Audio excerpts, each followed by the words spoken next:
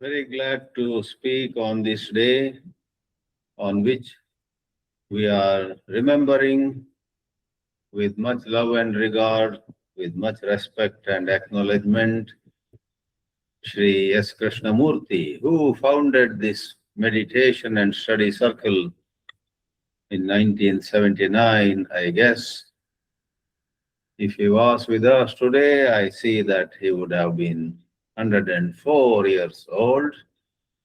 We pay our respect to him. And how nice on this special day we will apply our minds to two disciplines, Yoga Shastra and Srimad Bhagavadgita. Though in my presentation I will not be restricting myself to Patanjali's yoga alone. Yoga as given by Sri Krishna in the Gita, the many other meanings that Sri Krishna applies or attaches to the word yoga will also be in our consideration. So here we are, yoga and Krishna's teachings. Yoga is the word used even in the names of those 18 chapters. Arjuna Vishada Yoga, Sankhya Yoga, Karma Yoga, and so on. Moksha Sannyasa Yoga. All the 18 chapters are named as different yogas.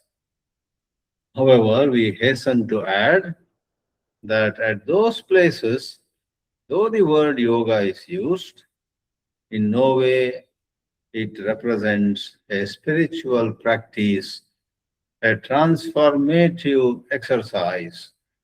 Rather, as some scholars have explicitly, without mincing words, said, yoga, when it is part of the title of the chapter, only means the topic. Arjuna Vishada Yoga is the first chapter, which has as its topic the grief, the despondency, the unbearable sorrow that Arjuna goes through. If the sixth chapter is called Atma Sanyama Yoga or Dhyana Yoga, all it means is, in the sixth chapter, the main topic is meditation. The main topic is ways to control our own mind. Therefore, we will leave that meaning behind and take what yoga means in the Bhagavad Gita at different places as per Sri Krishna. And as part of this approach, we will be seeing how Patanjali Yoga is also touched upon by Bhagavan Sri Krishna. As every scholar who even knows the basics of Sanskrit and basics of the word yoga would say, the primary meaning of yoga, coming from the verbal root yuj, is to unite. It is said even the English word religion means reunite, reconnect.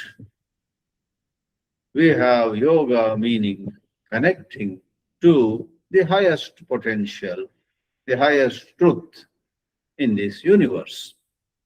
And Sri Krishna does talk about this uniting. A certain learned man, a scholar, has written a book with the topic that we have taken for this evening, Yoga and Sri Krishna's teaching. We have said Sri Krishna teachings in plural. The title of Professor Ravi Ravindra's book is Yoga and Sri Krishna's teaching, or the teaching of Sri Krishna. And Sri Ravi Ravindra gives not just the plain meaning, yoga is to unite to the higher, He, in fact, emphasizes in several articles that constitute that book, he emphasizes the nature of yoga to transform a human being, to take a human being, you or me, from being a prakrita. Professor Ravindra uses some Sanskrit words scattered across his book, though as a long-time resident and a long-time academician settled in Canada, in Halifax, in a certain university, and also teaching at some universities in USA. This originally Indian, Professor Ravindra, is extensively into working in plain English, but he sprinkles some Sanskrit words. He says, we are prakritas. Prakrita means an ordinary man, an ordinary woman. Prakrita is connected to Prakriti. The attractions of Prakriti, the attractions of this creation, as well as repulsions, do not spare us. We get attracted to 100 things, and 100 other things repel us, make us miserable. We want to run away from lots of things. Therefore, our bosom is filled with raga and dvesha, and that makes us very ordinary. But this prakrita can become sanskrita, refined. And Ravi Ravindra adds words like not just refined, but integrated. And not just integrated, we awaken a certain higher intelligence in us through yoga, which is of many kinds. In Bhagavadgita, yoga is used at so many places. Of course, the most well-known ones are Karma Yoga and Bhakti Yoga and Jnana Yoga and even Dhyana Yoga and Raja Yoga. There are many more expressions used. Buddhi Yoga. And sometimes, without attaching any adjective or additional word to the word yoga, Sri Krishna takes the liberty to give unexpected new meanings. While yoga essentially means uniting with the higher, at a certain place in chapter 6, Sri Krishna says, well, yoga is more of disconnecting than with connecting. There is a famous shloka, 23rd verse of chapter 6, Tam vidya dukkha sanyoga viyogam. Viyoga is separation. Please know separation to be yoga. Our eyebrows would go up. Sri Krishna in that shloka says, we need to separate ourselves from an unfortunate union that took place with sorrow. Dukkha sanyoga has happened due to avidya, due to spiritual ignorance, due to bhranti, delusion, due to impurities in our mind. Dukkha sanyoga has taken place. So yoga now is to bring about separation from that undesirable union with sorrow. Tam vidya dukkha sanyoga viyogam yoga sannitam sanischayena yoktavyaha yogaha anirvinna chetasa. Goes the shloka. Bhagavan Sri Krishna throws light on yoga at a number of places all through the 17 chapters where his teachings are contained. So, if Prakrita becomes Sanskrita, what is the hallmark of that refined, integrated person? One of the expressions I again draw from Professor Ravindra. He says, in an ordinary man, buddhi, his intellect, is under the manas. The desires, the pushes and pulls that manas, the mind, experiences dictate terms to the buddhi. Buddhi follows the manas in an ordinary human being, and in a Sanskrita, a refined person of integrated intelligence, at last, through our spiritual practices, buddhi gets its due place. Buddhi deserves to be above the manas. Many of you, if not all of you, know in Kathopanishad, Yama says, buddhi should be the charioteer in this journey of life by a chariot. Buddhim tu sarathim vidhi. Buddhi is the sarathi, but if buddhi is not clear, then manaha would take control over buddhi.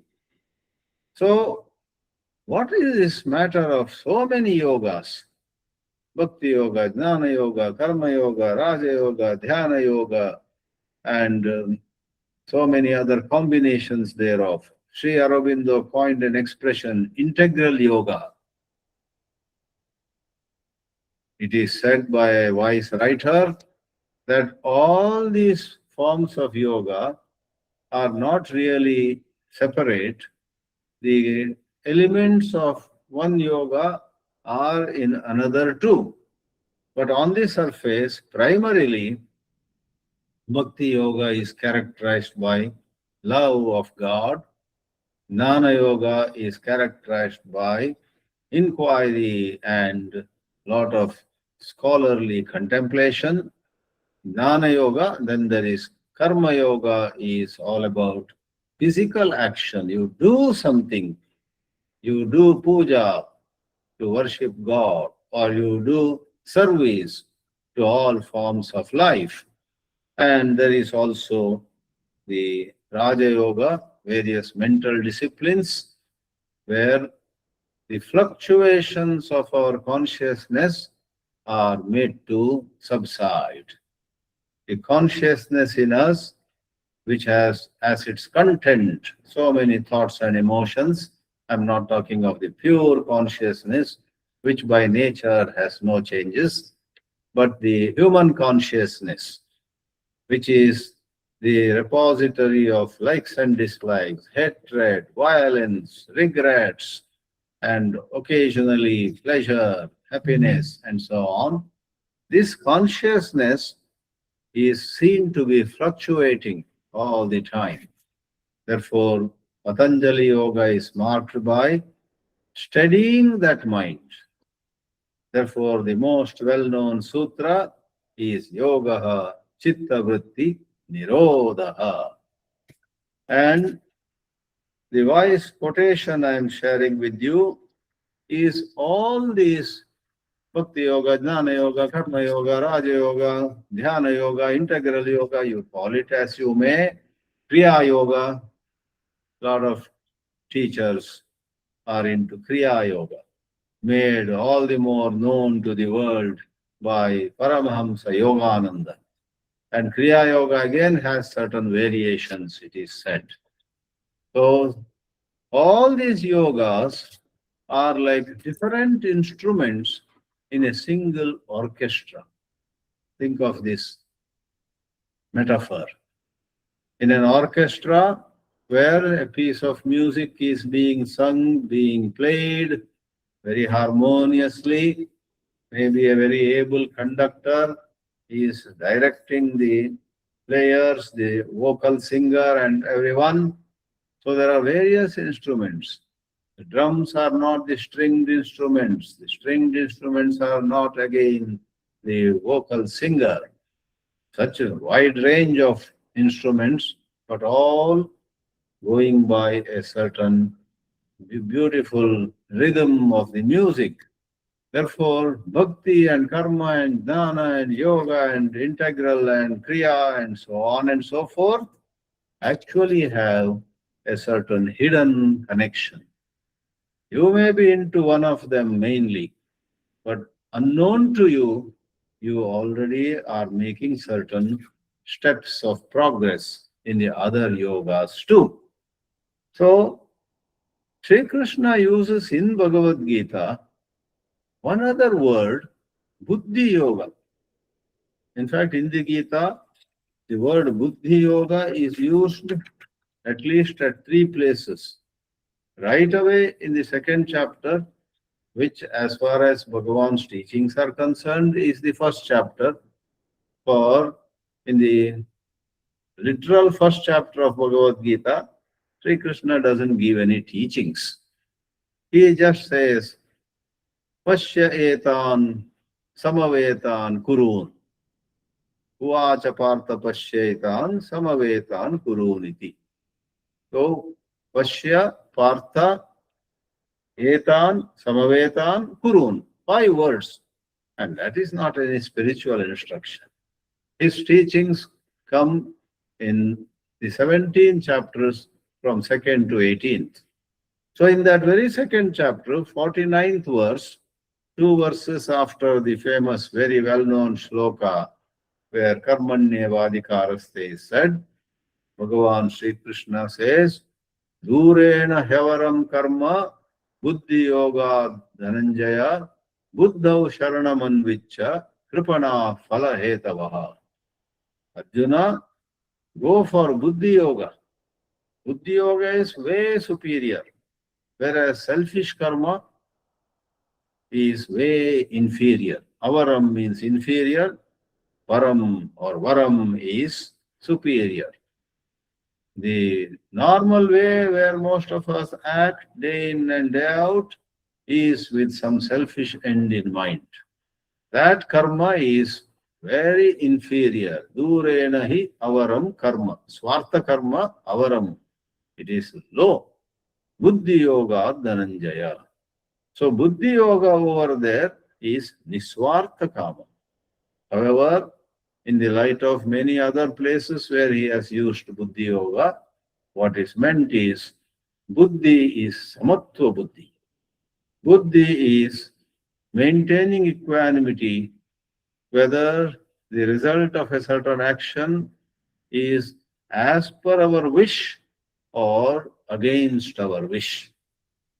Therefore, sukha or dukkha, jaya or parajaya, if we can maintain equanimity with certain broader understanding, not suppressing emotions which eventually will burst out. So that is samatva. And then in the 10th chapter, Sri Krishna praises his devotees and then says to those who regularly, constantly, steadily worship me, love me, adore me, satatam kirtayanto mam, etc. To them, I give the gift of Buddhi Yoga. He says, Tesham satata yuktanam, in a certain shloka, 10:10, in fact, easy to remember, 10th chapter, 10th verse, you have Buddhi Yoga. Tesham satayuktanam, then he says, Dadami Buddhi Yogam tam. I give them Buddhi Yoga, with the help of which they reach me. Yenate upayanti mam, and so on. Second chapter, as he starts his teachings, there is Buddhi Yoga. 10th chapter, somewhat middle of all his teachings, there is Buddhi Yoga. In the 18th chapter, 57th verse, Sri Krishna again says, Chetasa sarva karmani mai sanyasya mat paraha buddhi yogam upashritya mat chittaha satatam bhava.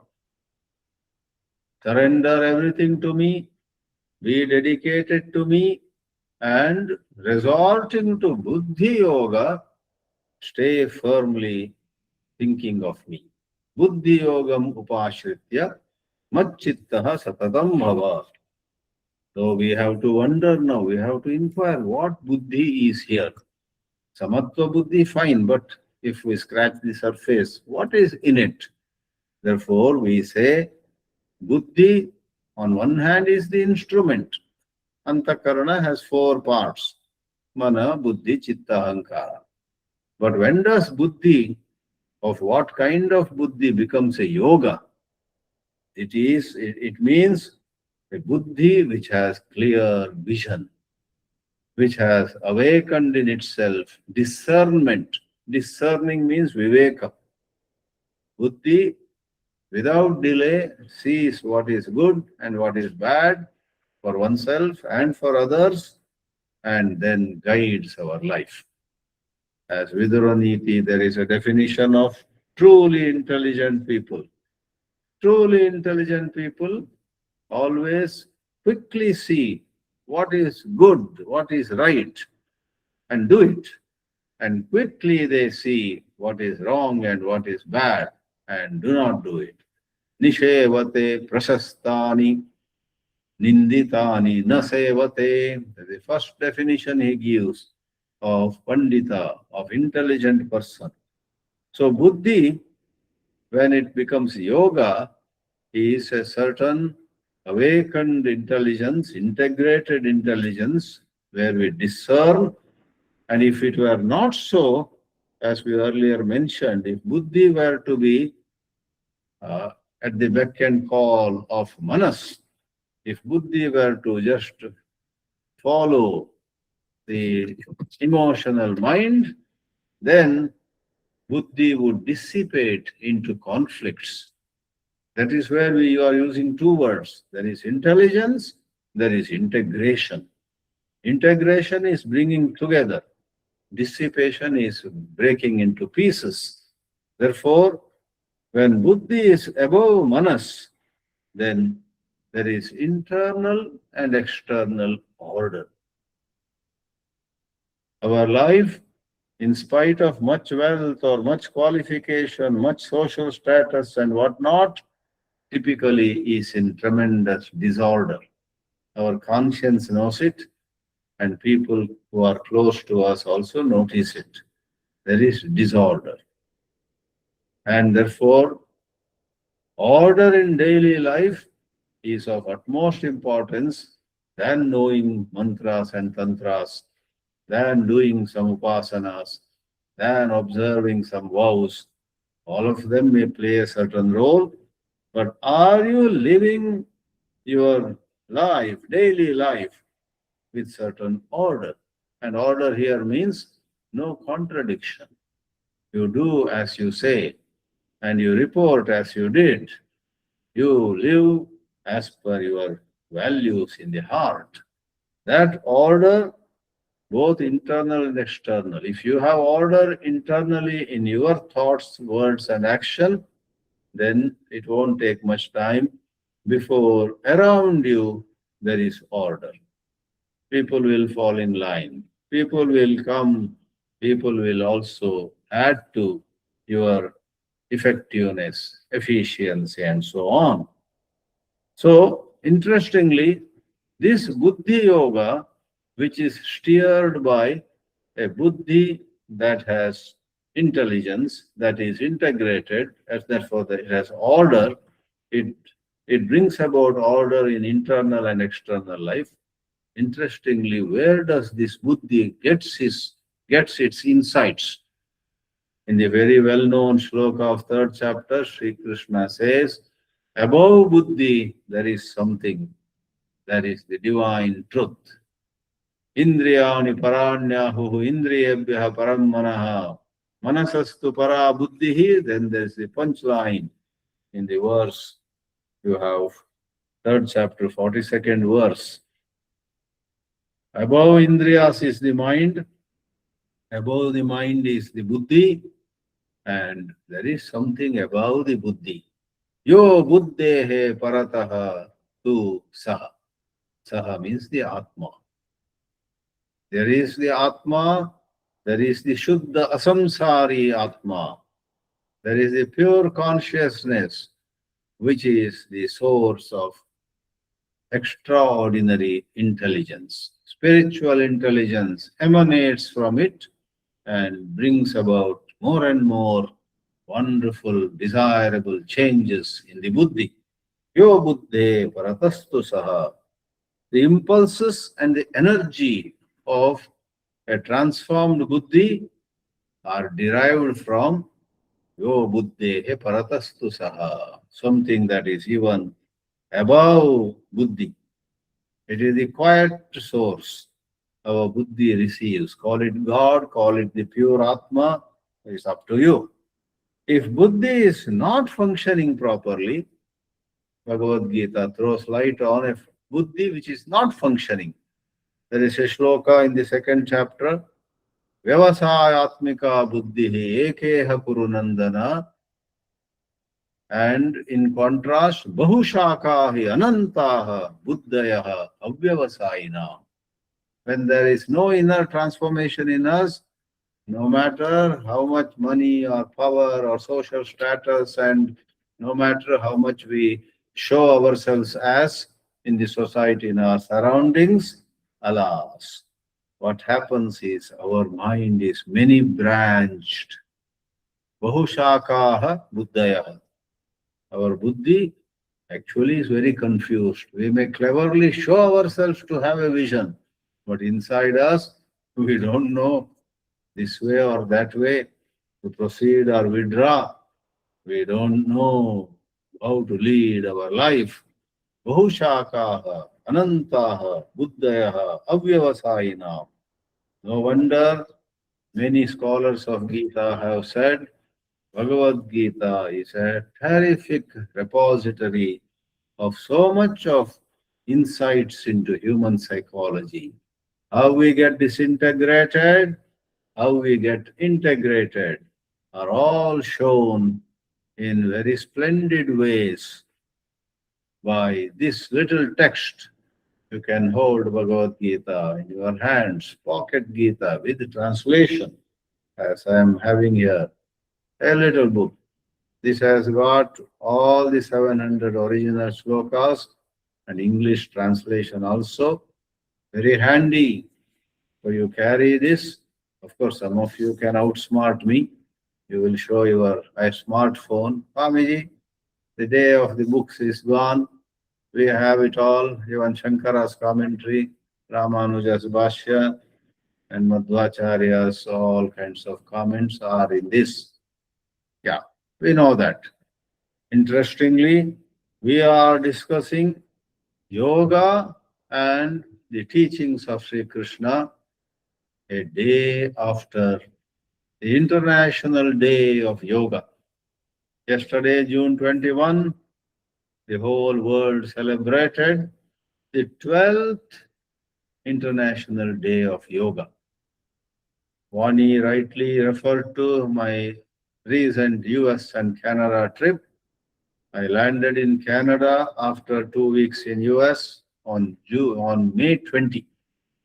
The next day, by sheer coincidence, so my organizers took me to the Indian consulate in Vancouver, in Canada, West Coast. And in the consulate general, the consul general, one Rang Sang, his name is Mr. Rang Sang. He warmly welcomed almost 100 of us. And then he said, we welcome the Vedanta speaker and a certain representative of heartfulness meditation. We were the two speakers that evening. And he told the audience, Mr. Rang Sang, the Consul General of India in Vancouver, said, today we have started the month-long celebration of International Day of Yoga from this day, 21st May, till 21st of June. All over the world, consulates of India, embassies of India, many other such bodies representing India have been directed by the government of India to celebrate, and then the grand finale would be June 21. That was yesterday. So you and I are adding one more day to the celebration. Following the International Day of Yoga, the Meditation and Study Circle in Bengaluru had a talk on yoga and the teachings of Sri Krishna, you may jolly well say. So, yoga has many meanings. Karma, bhakti, jnana, etc. we said. And Sri Krishna uses the word dhyana yoga explicitly. Otherwise, uses the word dhyana at many places. For example, in 13th chapter, he says, Dhyanen atmani pashyanti kechid atmanam atmana. Very evolved spiritual seekers are able to see the Atma, the ultimate truth, through meditation. Others are still into some more study, some more contemplation, some more manana, but the highly advanced ones, dhyana atman, dhyana, through meditation. They don't need to read much, just a little review, just a little refreshing their memory, but then they quietly contemplate. Meditation happens in their life. They don't do meditation. They see a beautiful cloud in the sky, they go into meditation. They see the smiling face of a child, they go into meditation. At home or in a temple, by a river or at their office, here and there, without planning, the mind of the advanced ones goes into meditation. Dhyanen atmani pashyanti, kechid atmanam atmana, anya sankhena yogena, karma yogena chapare. Something like the 24th shloka or so, around there, in the 13th chapter. But I want to draw your attention to the word dhyana yoga, the compound dhyana yoga that Sri Krishna uses in the 18th chapter. He says, let me read that 18th chapter, 52nd shloka, almost towards the end of his great discourse.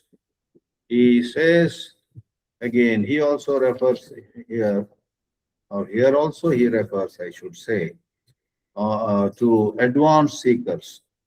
Vivikta sevi lagvashi yatavakkaya manasaha dhyana yoga paro nityam vairagyam samupashritaha.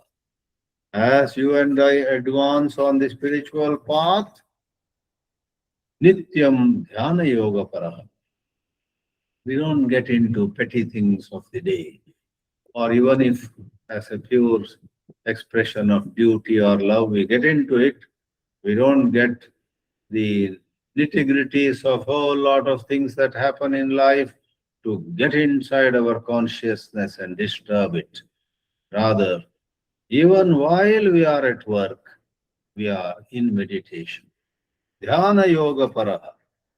It seems the word dhyana of Sanskrit became chan, CH apostrophe AN, chan in Chinese. It went to Vietnam, and in Vietnamese it became thon, THON. It went to Korea, and it became son, SON. And much more known than chan, thon, and son, we have in Japanese, it became Zen. Dhyan became Zen. So we take a look at now how Sri Krishna handles the expression yoga. In fact, in the 4th chapter, he brings it under more than a dozen kinds of yajna. In one of the shlokas, he himself says, there are many yajnas. Dravya yajnaha, tapo yajnaha, yoga yajnas tata pare, swadhyaya yajnana yajnascha, yataya samshita vrataha. So yoga yajna, if you and I daily are into some form of yoga, bhakti or jnana or dhyana or karma or Patanjali's, we do asana, pranayama, then that is considered a yajna, because unknowingly or knowingly, we are offering some amount of our tamo guna, our rajo guna, some amount of our swartha, our selfish dreams, our selfish fancies. We are offering them all into the fire of that asana, that pranayama. Yoga abhyasa is like a fire. Yoga abhyasa is such fire that burns away the impurities in our body and in our mind. So yoga yajna, people who do yoga daily are conducting a yajna. They don't have to do those other yajnas where you light up a fire. You don't have to do some of those uh, Agni Karya or those little, what is that called? One simple fire ritual is performed at many ashrams. Um, and many schools also have Agnihotra. Agnihotra, that's the word. Some Agnihotra, some Agni Karya. After Sandhya Vandana, boys do an Agni Karya. They offer Samit, a particular, typically people tree, Ashwattha Vrakshasya, short pieces cut from the branches. That is offered with some mantras. Nothing is needed. Do your asana pranayama. If asana is difficult, it should not be. You can do asana these days on chair also. There is called chair asana, chair yoga. Simplified versions are available. And at least you do pranayama. That is a yajna. So he brings Patanjali Yoga's certain aspects into his philosophy of yajna, where in the fire of the fire ritual, our impurities, our selfishness, our fear, our worries are all burnt. Everybody asks, how do I overcome fear? How do I overcome some sorrow which is not leaving my heart? Are you doing at least 20 minutes of yoga and pranayama daily? Most people do not. They get up in the morning, make some strong coffee. With that coffee in hand, they go to the balcony looking out. They remember all the sorrowful events that happened in their life. One more sip. Why should it happen to me only? One more sip. All this could have happened to my neighbor. That would have been better actually. One more sip. Instead of all that, do 20 minutes of it. Whatever yoga or asana or pranayama, pratyahara, etc. Your fear will leave you. Your sorrow will leave you. Yoga is a great purifier. Let me say this, a day after International Day of Yoga, which was suggested by the Indian Prime Minister, and the whole world is observing IDY. Among the many pictures that came to me yesterday over the media, there was one where on the Hooghly River, with the Howrah Bridge as the background in Kolkata, 1,000 boats were all found or all had come there, in a beautiful arrangement. On each little boat, there's a yoga mat, and one man or one lady is doing in lot of synchronization. Let's say Surya Namaskar. All are bending forward together. All are bending backwards. All are taking the right leg backward or bringing the left leg forward, whatever.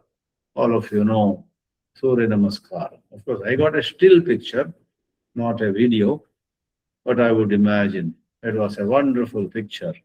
So yoga in Sri Krishna's Gita could be Patanjali's yoga. In fact, in that very fourth chapter, talking about so many yajnas, he says, Apane juhvati pranam prane panam tatha pare pranapana gati rudhva pranayama parayana, something like that. Shankaracharya in his commentary says, Apane juhvati pranam, pranam is puraka, you breathe in. And prane apanam tatha pare is the description of rechaka, you breathe out, empty your chest. And pranapana gati rudhva refers to kumbhaka.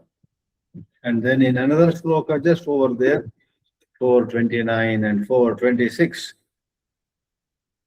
Sri Krishna talks, Shrotradini indriyanyanye sanyamagnishu juhvati. We have our indriyas, ears, nose, tongue, skin, tongue is all, ears and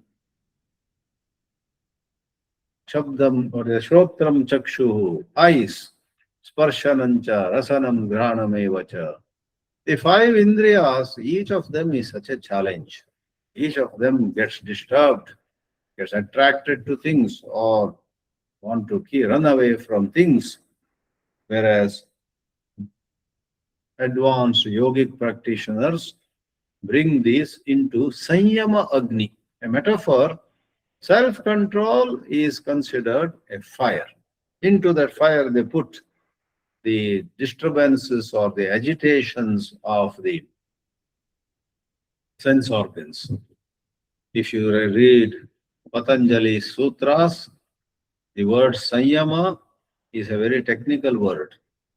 Sanyama represents the last three stages of Ashtanga Yoga. Dharana, Dhyana and Samadhi together are called Sanyama. So advanced yogic practitioners practice Sanyama, that means they go up and down Dharana, Dhyana, Samadhi, and thereby their Indriyas, their Manaha, their Buddhi let go of all fluctuations. Chitta Vritti Nirodha happens. And then in the same sloka 426, Sri Krishna says, Shabdadin Vishayan Anye Indriyagnishu Jihvati. This perhaps represents Pratyahara. For we see a beautiful object, we hear a melodious sound, and we can let our mind follow those form, color, or sound, but we pull the mind inward. Don't think about that sound. Don't think about that form. That is pratyahara. In this way, at certain places in the Bhagavadgita, Patanjali's yoga, which is Raja Yoga, some call it Hatha Yoga, that is referred to. But otherwise, we have Sri Krishna taking liberty and giving beautiful new definitions. He says, Yoga karmasu kaushalam.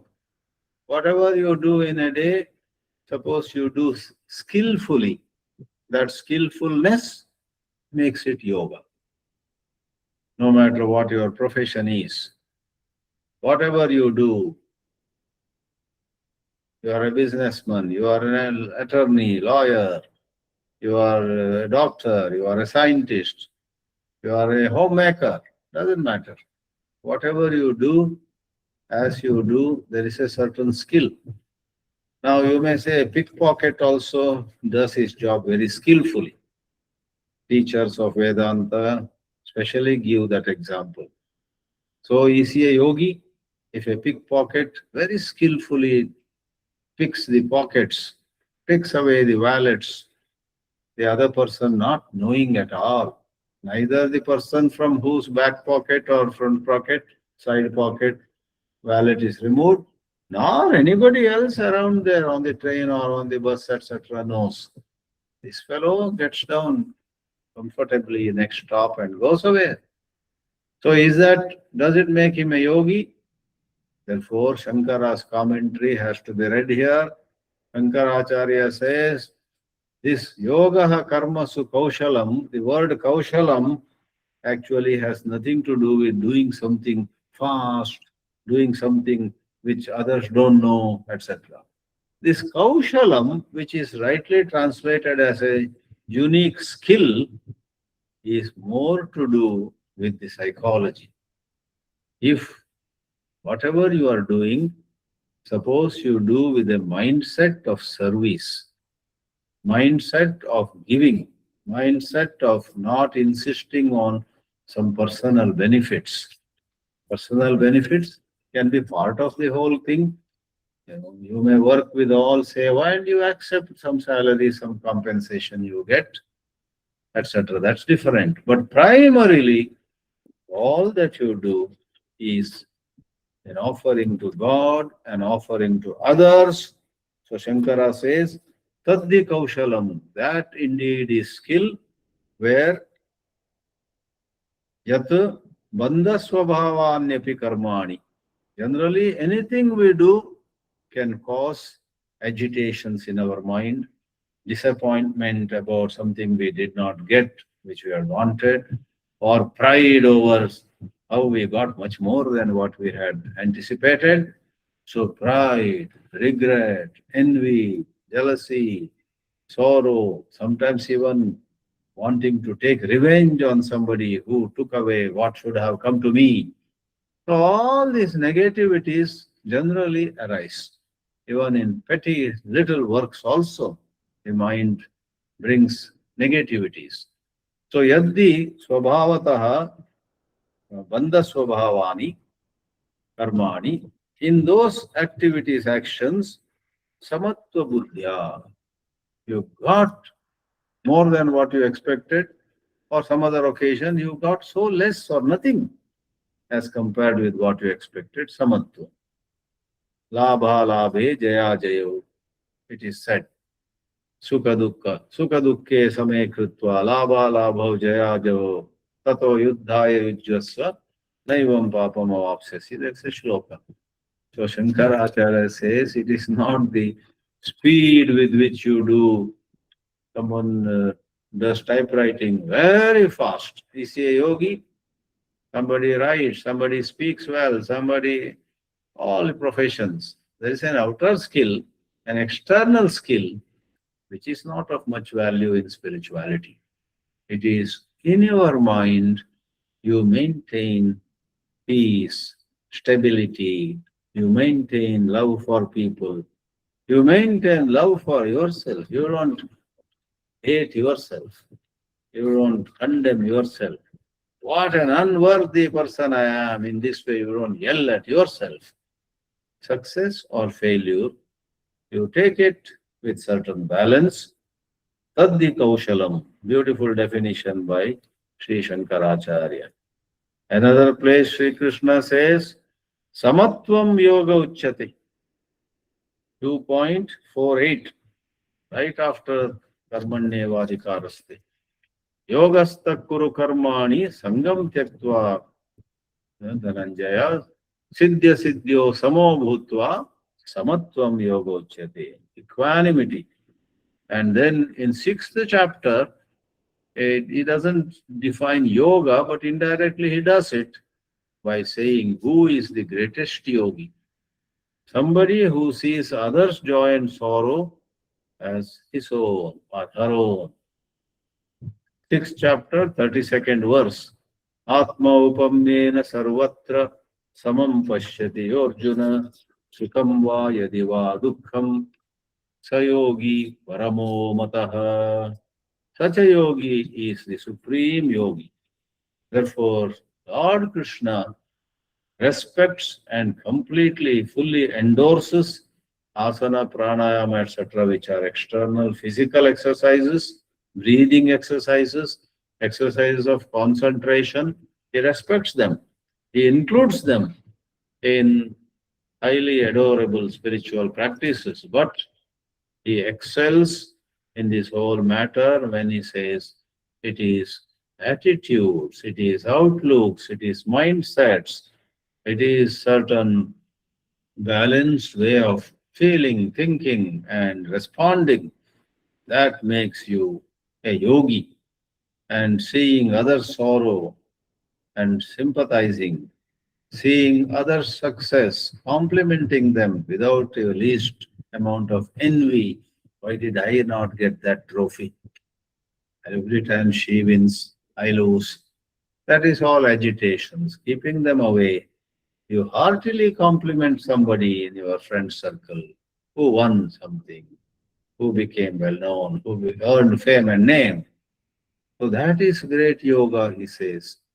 Therefore, friends, let me conclude saying a patient and regular study of Bhagavad-Gita will open before us so many vistas, so many angles of view by which we can appreciate yoga in its multiple dimensions and all that can change our life.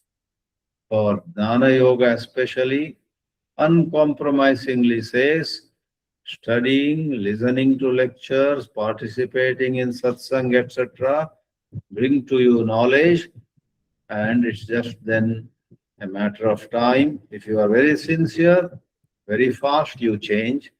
If you have certain negativities holding you back, in a little time, that new understanding to which you got exposed through knowledge. There are people who say, I don't believe in attending lectures, I don't believe in reading books, I only believe in turning inward, some such thing they say. Well, God forgive them. Actually, attending satsangs, listening to lectures, studying some well-written books, studying some wonderful pieces of wisdom can deeply change you.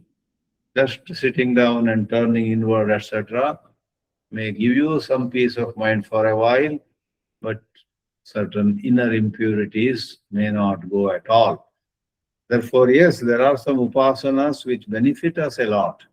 We respect them, but never underestimate the power of knowledge, power of right seeing, power of seeing something in a different way, seeing defeat and victory in a different way.